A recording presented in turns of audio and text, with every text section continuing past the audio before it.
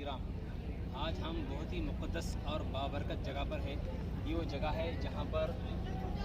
ایک بہت بڑی اسلام کی دوسری جنگ ہوئی، اور اسی جنگ کے اندر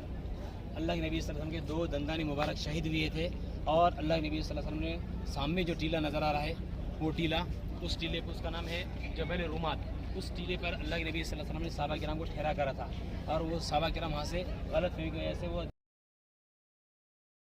یہاں پر 70 صحابہ کرام یہاں مدفون ہے جو شہید ہو گئے ہیں۔ اور یہ سب سے بڑی اسلام کی دوسری جنگ ہے جس کا نام ہے جنگ احد، اور یہ احد کا سب سے بڑا پہاڑ جو آپ کو نظر آ رہا ہے۔ اور یہاں ایک مسجد ہے، لیکن یہ مسجد ہے جہاں پر اللہ کے نبی صلی اللہ علیہ وسلم نے، اس مسجد کا نام ہے مسجد زیرہ،